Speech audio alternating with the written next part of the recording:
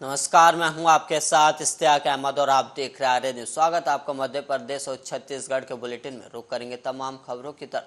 शुरुआत करेंगे जबलपुर से, जहां पर जबलपुर से ओबीसी आरक्षण का मामला सामने आ रहा है। और वहीं आपको बता दें कि अब 22 जून को इस मामले पर अगली सुनवाई होगी और सरकार ने हाईकोर्ट से वक्त मांगा है और 22 जून को सॉलिसिटर जनरल मौके पर मौजूद होंगे और ओबीसी के 27% आरक्षण की वैधानिकता को चुनौती देने वाली याचिका पर सुनवाई होनी और इसी के साथ सभी 61 याचिकाओं पर यह सुनवाई की जाएगी।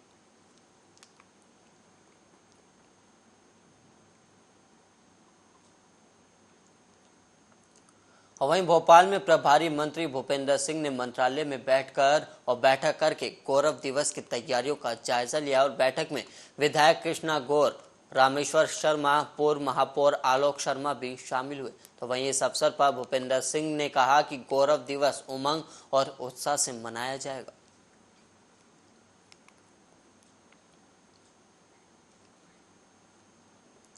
वहीं भोपाल में भर्ती प्रक्रिया पर कमलनाथ के ट्वीट पर मंत्री भूपेंद्र सिंह का बयान अब सामने आया। उन्होंने कहा कि कमलनाथ जी वरिष्ठ नेता है और उनको इस तरीके के बयान नहीं देने चाहिए और सदन लोकतंत्र का मंदिर है और कमलनाथ का बयान लोकतंत्र का अपमान है।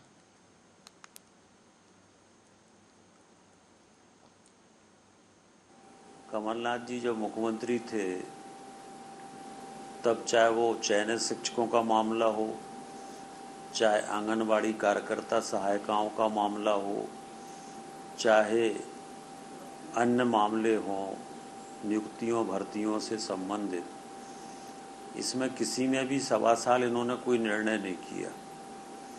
आज हमारी सरकार आने के बाद हम लोग सब चीज़ों में निर्णय कर रहे हैं और जहाँ पर जो वैधानिक रूप से हो सकता है वो वैधानिक रूप से सरकार करने का काम कर रही है।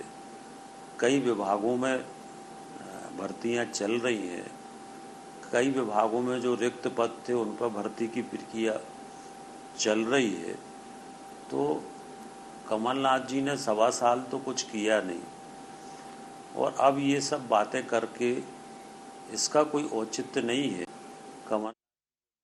वहीं अब छत्तीसगढ़ के बलौदा बाजार से खबर है, जहां पर बलौदा बाजार के जिला कलेक्टर को ऑनलाइन जनदर्शन में शिकायत मिलने के बाद बलौदा बाजार कलेक्टर डोमन सिंह ने मामले को गंभीरता से लेते हुए जनपद सीओ को आदेश दिया, जिस पर जनपद को तत्काल जांच टीम गठित कर परसाढ़िया भेजा गया और जहां पंचायत भवन में ग्रामीणों के समक्ष निष्पक्ष जांच की गई।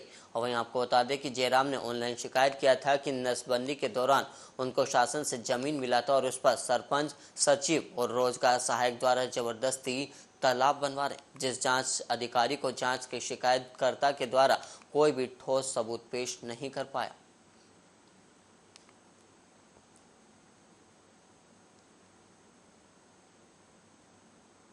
चयनित करें अब गौठान में बनना है तालाब, तो तालाब के लिए जो जगह चयनित करें ओकर लिए आवेदन लगा इस कलेक्टर में जयराम गितलहरे, तो ओकर पर्पज से आए रही से और कोई सबूत नहीं पेश कर पाई से वो नसबंदी के लिए जगह करके आवेदन दे रही से, जेकर वजह से साहब मन है जांच पड़ताल करीस ना तो नसबंदी के जगह है।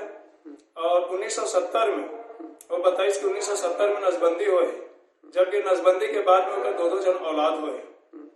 1977 में रमेश पैदा हुए, उकर बाद में 1981 में मनोज नाम के पैदा हुए।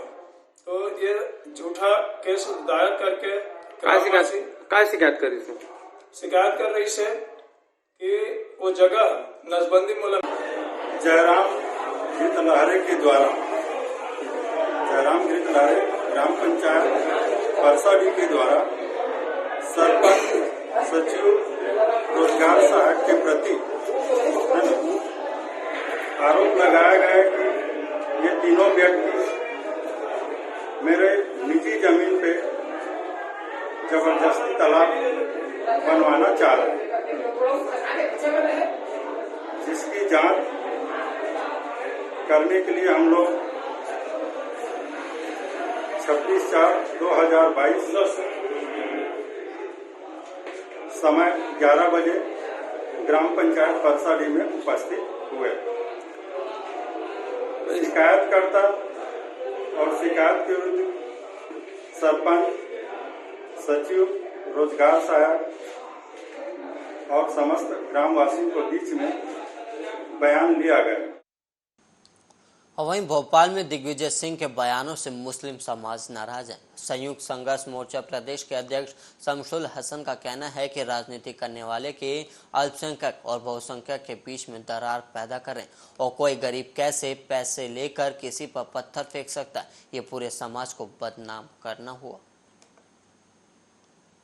मैं आपको ये बताना चाहता हूँ, जिस तरह से दिग्विजय सिंह ने जिस तरह का बयान देकर तमाम कौम को, सारे मुसलमानों को, अल्पसंख्यक समाज को कटघरे में खड़ा कर दिया, ये कहकर कि कुछ गरीब मुसलमान पत्थर पैसा लेकर पत्थर फेंकते हैं। तो मैं पूछना चाहता हूँ कि कहाँ से आती हैं इनके पास ये जानकारियाँ।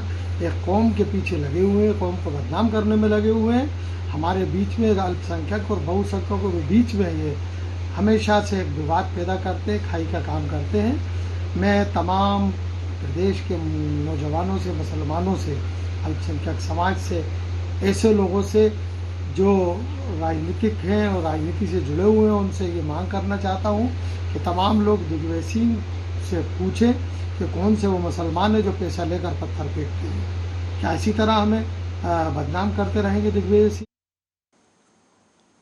बेमेतरा जिले के बेमेतरा सिटी के अंदर आने वाले ग्राम पंचायत सिंगोरी में गांव के एक युवक ने अपना गाड़ी को आग लगा ली है। और वहीं आपको बता दें कि वहीं आग लगने से गाड़ी पूरी जलकर राख हो गई। इसके अलावा आपको बता दें कि ग्राम पंचायत सिंगोरी निवासी रामस्वरूप साहू, जो स्कूल के पास एक छोटा सा ठेला लगाकर दुकान चलाता था, उसी से अपने और परिवार का जीवन यापन करता था। और गांव के ही एक युवक द्वारा घर के पास रखे गाड़ी को आग लगा दी गई, जिससे पूरी गाड़ी जलकर राख हो गई। और वहीं दिव्यांग रामस्वरूप को भारी नुकसान हुआ है। तो फोन करीस देखी ते मन में गया तो वहाँ आगे लग रही तेला जन रही सुमेर गाँव वाले ते मन बुता रहीस बुझाइस तो उसके भ्रमण पहुँचे पर बुझा लीस, फिर अपन घर आए।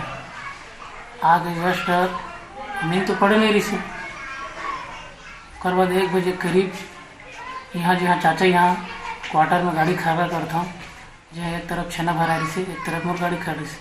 रोज़ की तरह हमेशा गाड़ी खड़ा करते वैसे खड़ा कर रहे हैं।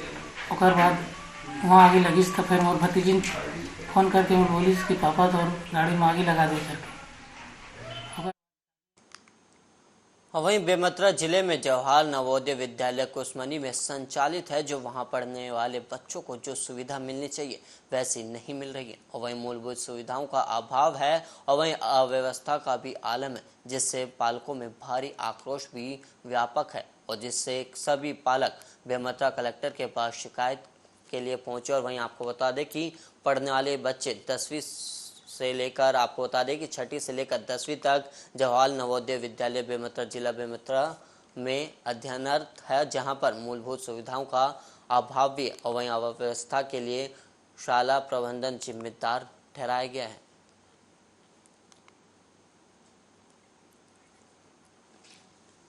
नवोदय विद्यालय बेमेतरा में जो है बच्चों को जो सुविधा मिलना चाहिए, जैसे हर वो सुविधा अन्य नवोदय विद्यालय में मिलता है, खेल कूद कंप्यूटर से लेकर हर सुविधा मिलना चाहिए, वो सुविधा से वंचित हैं बच्चे भी।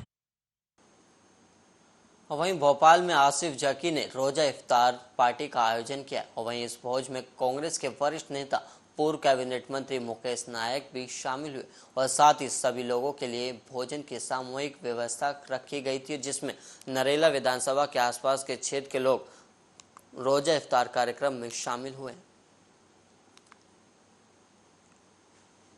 जी, ये रमज़ान का बहुत पावन महीना है और लोग इबादत में डूबे हुए हैं। उनके साथ रोज़ा इफ्तार करने यहाँ पर आया था, मुझे आसिफ जकी साहब ने बुलाया था। मुझे बहुत खुशी हुई, पुराने सभी साथी यहाँ पर मिल गए। मैं रमज़ान की और आने वाली ईद की सभी लोगों को मुबारकबाद देता हूँ।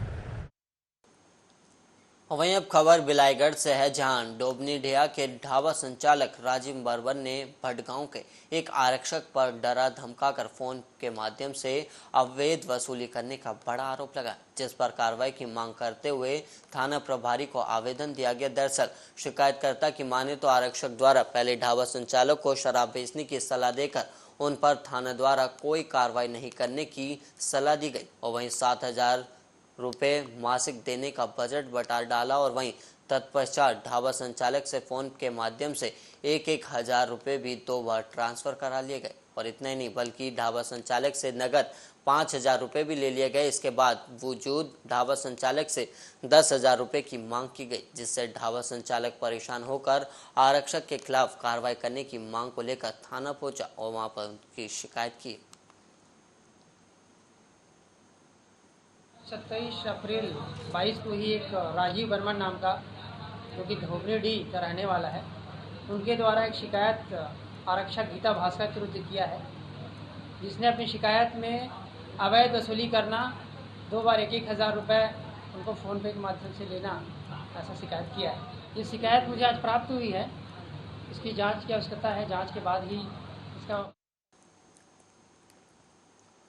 और वहीं बिलाईगढ़ पुलिस की कार्रवाई, थाना भटगांव पुलिस की ताबड़तोड़ कार्रवाई, अवैध रूप से बनाई जा रही महुआ शराब, 2 आरोपियों को गिरफ्तार किया गया। और वहीं आपको बता दें कि आरोपी के पास से महुआ शराब बरामद हुई करीब 110 लीटर। इस वक्त की बड़ी खबर सामने आ रही है, जहां पर थाना भटगांव पुलिस की ताबड़तोड़ कार्रवाई देखी जा रही है, जहां पर अवैध शराब को लेकर कार्रवाई की जा रही है। वहीं आपको बता दें कि अवैध रूप से बनाई जा रही महुआ शराब पर यह कार्रवाई हुई और करीब आपको बता दें कि 2 आरोपियों को गिरफ्तार भी किया गया। इस वक्त ये बड़ी खबर सामने आ रही है, जहां पर 110 लीटर हाट भट्टी कच्ची शराब बरामद हुई है। वहीं आपको बता दें कि शराब निर्माण करने का जखीरा भी बरामद हुआ, करीब 25 बोरी महुआ को नष्ट भी किया गया। इस वक्त ये बड़ी खबर सामने आ रही है भटगांव से, जहां पर अवैध शराब को लेकर कार्रवाई की गई, जिसमें करीब 110 लीटर शराब जो है वो पकड़ी गई है। उसके बाद उसे नष्ट कर दिया गया। वहीं आपको बता दें कि थाना भटगांव पुलिस की ये कार्रवाई हुई है, जहां पर 110 लीटर हाट भट्टी कच्ची महुआ शराब बरामद हुई, जिसके बाद पुलिस ने कार्रवाई करते हुए उस शराब को नष्ट कर दिया है।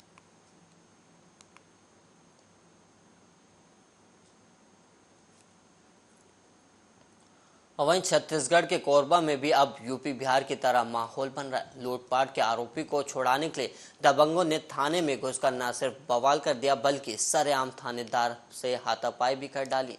और वहीं आरोप है कि पसान के उप सरपंच के बेटे ने अपने साथी के साथ मिलकर कानून का मजाक बनाते हुए थाना प्रभारी से गाली गलौज की और साथ ही हुज्जतबाजी भी की। और पुलिस मामले की अब जांच में जुटी हुई है।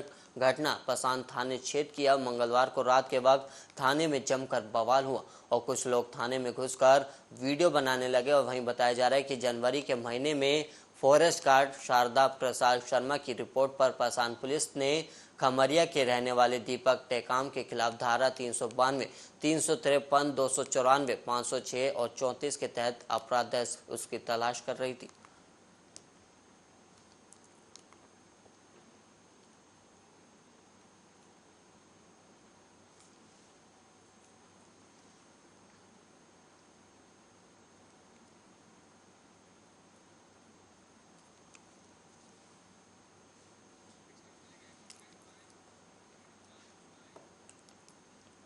और वहीं कीचड़ से लथपथ है धार्मिक नगरी शिवरी नारायण, जहां नगर की गली गली में दिखने मिलेगा बदबूदार कीचड़ों की गंदगी का आलम, जिससे जनता त्रस्त है और जिम्मेदार अधिकारी और नेता अपनी जेब भराई में मस्त है। और वहीं बार बार शिकायत के बावजूद अभी भी जिम्मेदार अधिकारी मौन बैठे हुए हैं।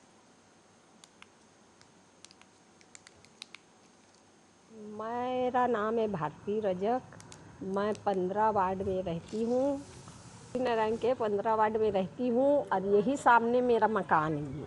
और देखो ना अध्यक्ष ध्यान देता है ना पार्षद ध्यान देता है, और इतनी गंदगी है कि मतलब बीमारी होने की संभावना, बहुत दिक्कत सामना करना पड़ता है। शाम के मच्छरों का परेशानी होती है, इस मतलब दलिद्दर से घरों में बांस आती है, अंदर जाके घर भी क्या है। हमने 2-4 बार बोले, ये हमारे घर के सामने भी है, नगर पालिका में रहते हैं, वो सब देख रहे हैं, लेकिन जी, मेरा नाम संतोषी बाई कश्यप है। मैं 15 वार्ड में रहती हूँ, सीढ़ी नारायण में। जड़ है बहुत, नाली नहीं बन रहा है और कई बार शिकायत भी किए नगर पालिका में जाकर और कुछ नहीं कर रहे हैं। और जानवर की तरह इस घर सामने है और सामने में गड्ढा है और घर उधर है हम लोगों का। ऐसे में ज़िंदगी काट रहे हैं जानवर की तरह। आवागमन भी करते हैं और बच्चे लोग कीचड़ में भी फंस जाते हैं और बदबू देते रहता है। सांस लेने में परेशानी भी होती है, लेने में दिक्कत। वहीं छत्तीसगढ़ में एक अजीब और गरीब मामला सामने आया और अपने पति से तलाक लेकर 3 बच्चों की मां अपने 2 प्रेमियों के साथ रासलीला रचा रही है। वहीं आपको बता दें कि अपने प्रेमी और दोनों प्रेमी के साथ मिलकर अपने ही पति से 10 लाख रुपए की मांग की गई है और वहीं पैसे नहीं देने पर उसे जान से मारने की धमकी भी दे रही है। वहीं आपको बता दें कि 3 बच्चों की मां ने 2 प्रेमियों के साथ रासलीला रचाई, जिसके बाद पति से 10 लाख रुपए की मांग की और वहीं आपको बता दें कि पति को धमकी भी दी गई, अगर 10 लाख रुपए नहीं दिए गए तो उसे जान से मार दिया जाएगा। जब ग्राम कुकदम रहता हूँ और मोर जो पत्नी कोर्ट में पूरा फैसला करवा चुके, ओकर बाद भी मैं 3 जन मिल के वकील भुवनेश्वर कश्यप और विष्णु अवतार कश्यप उर्फ बिल्लू सत्यम, ये भी बोलते मोला, और तीनों मिल करके हमेशा मोला इतना दबाव देते कि 10 लाख रुपया दे, नहीं तो कभी भी तो हमन मार देबो, अभी तुरंत दे, ऐसे कि हमेशा मोर जान में खतरा है। तो मैं बोले भी मैं असमर्थ हो जात। बिल्लू से ओकर पहली के अवैध संबंधी से अभी भी उमन के अवैध संबंध चलते थे उमन के। और भुवनेश्वर जो मणिराम कश्यप के द्वारा एक शिकायत पत्र यहाँ पे प्रेषित किया गया है, जिस संदर्भ में उल्लेख किया है कि इनकी पत्नी के साथ ये 2 लाख रुपए लेकर के राजीनामा के माध्यम से आपसी रजामंदी के तहत तलाक स्वीकृत हुआ है माननीय न्यायालय से। उसके बाद भी इनके वकील और एक कोई बिल्लू सत्यम कर कोई व्यक्ति है, उनके द्वारा जो है अवैध रूप से डरा कर धमका करके जो है 10 लाख रुपये की मांग की जा रही है। इस संबंध शिकायत प्रेषित। वहीं मध्य प्रदेश के पूर्व मुख्यमंत्री दिग्विजय सिंह के मुसलमानों को पैसे देकर पत्थर फेंकवाने वाले बयान पर विश्वास सारंग ने पलटवार किया। उन्होंने कहा कि दिग्विजय सिंह की अकल पर पत्थर पड़ गया है, वो लगातार अपने बयानों से पलट रहे हैं। पहले वो कहते हैं कि मुसलमानों ने पत्थर नहीं फेंके, फिर कहते हैं कि सरकार एक वर्ग विशेष पर कार्रवाई कर रही है।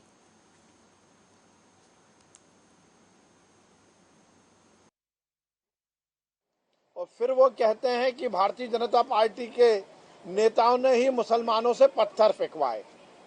मुझे आश्चर्य है कि दिग्विजय सिंह जी रोज सुबह उठकर अपना बयान क्यों बदल रहे हैं। 2 चीजें इस बात से निश्चित होती हैं। पहली बात तो ये हो गया कि मुसलमानों ने पत्थर फेंके हैं, ये दिग्विजय सिंह ने एस्टेब्लिश कर दिया, ये इस बात को स्थापित कर दिया। दूसरी बात ये है कि दिग्विजय सिंह ये भी मानते हैं और ये कह रहे हैं कि मुसलमान बिकाऊ है। तीसरा वो यह भी कह रहे हैं, जिस बात को लेकर उन्होंने ही कहा था कि रामनवमी के जुलूस या हिंदू धर्म के किसी भी एक्शन के कारण रिएक्शन होता है। हर समय दिग्विजय सिंह और कांग्रेस के नेताओं ने यही बात कही है कि हिंदू लोग एक्शन करते हैं उसका। वहीं देवास में युवा कांग्रेस जिला अध्यक्ष जितेंद्र सिंह गौड़ के नेतृत्व में स्थानीय भोपाल चौराहे पर अनोखे रूप से प्रदर्शन किया गया। और वहीं आपको बता दें कि जिसमें गधे को देवास के CMHO की तख्ती पहनाकर गुलाब जामुन खिलाया गया। और वहीं आपको बता दें कि देवास के महात्मा गांधी जिला चिकित्सालय में 5 दिन पहले एक 3 दिन की बच्ची चोरी हो गई थी, जिसमें अस्पताल प्रबंधक की लापरवाही सामने देखने को मिली थी और पुलिस अब तक उसका पता नहीं लगा पाई, जिसको लेकर ये विरोध प्रदर्शन किया गया। हमारे प्रदेश में जो कि अभी बहुत बड़ा मुद्दा है, देवास में एक बच्ची चोरी हो गई है और उसी दरमियान आज युवक कांग्रेस द्वारा जो बच्ची चोरी हुई है CMHO को एक गधे को CMHO की तख्ती पिनाकर उसे गुलाब जामुन खिला गया है, क्योंकि हमारे यहाँ के CMHO जो कि गधे से कम नहीं है और रिश्वत के मामले में अभी बहुत आगे है, क्योंकि बीजेपी के ही नेताओं ने उन पर आरोप लगाया है कि आपने रिश्वत ली है। अब CMHO या तो जब तक उनको बर्खास्त नहीं करते, जब तक युवक कांग्रेस द्वारा लगातार आंदोलन किए जाएंगे और हम चाहते हैं कि पीएमओ को बर्खास्त करो और बच्चे।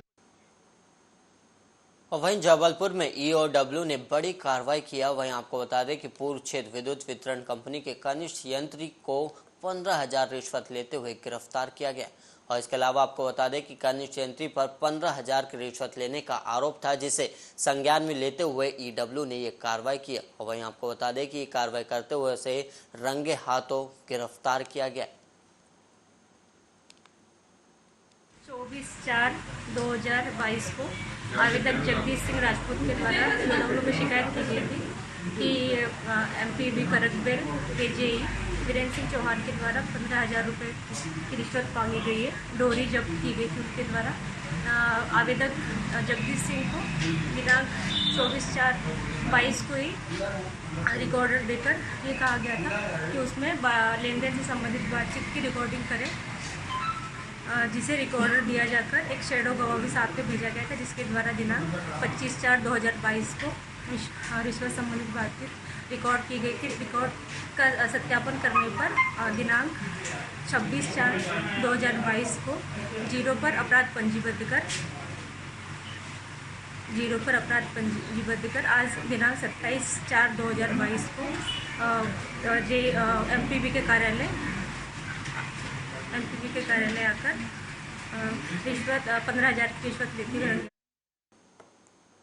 वहीं रीवा की महिला थाना प्रभारी प्रियंका पाठक सहित महिला पुलिसकर्मियों पर अन्नदाता पार्टी की प्रदेश अध्यक्ष ने गंभीर आरोप लगाए। महिला का कहना है कि वो गर्भवती थी और उसके साथ मारपीट की गई, जिसकी वजह से उसका गर्भपात हो गया। वहीं पीड़िता के आरोप के बाद पुलिस विभाग में हड़कंप मच गया और पुलिसकर्मियों पर लगे आरोपियों की जाँच भी अब शुरू हो गई है।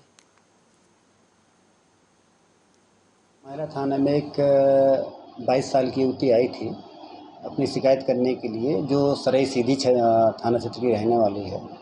और उधर महिला थाने में जब वो आई, उसकी हालत बड़ी ख़राब थी, तो महिला थाना प्रभारी के द्वारा उससे पूछताछ की जानकारी ली गई क्या मामला। तो उसने बताया कि मैम मैं पहले भी आई थी आपके यहाँ और आपने उस समय कार्रवाई की। जब बात की थी तो मेरा जो संबंध जिस लड़के से है राजेश जायसवाल से, वो आ गया था और उसको समझौता करके ले गया था उस समय वो, कि मैं इसको रखूँगा अपने साथ। उसके बाद उसको फिर परेशानी हुई कुछ ससुराल में वहाँ सराय में, तो उस पर से उसने वहाँ से फिर मैं उनको फ़ोन किया, तो मैंने उन्हें बताया भी था कि आप वहीं सराय में जो थाना लगता है वहाँ आप शिकायत कर दो, कार्रवाई हो जाएगी। लेकिन वो बच्ची इन पर भरोसा करती थी, इसलिए वो यहाँ पर आ गई कार्रवाई के लिए। उसकी हालत ख़राब थी, तो वो बच्ची ने कल अभी बयान दिया हमारे डीएसपी हेडक्वार्टर को, जाँच कर रहे हैं वो। तो उसमें बताया उस बच्ची ने कि उन्होंने आया तो उन्होंने खाना भी खिलाया और उनकी मदद भी की और कुछ आर्थिक। और इसी के साथ इस बुलेटिन में इतना ही। देश और दुनिया की तमाम खबरों के लिए आप बने रहिए आर्य न्यूज़ के साथ।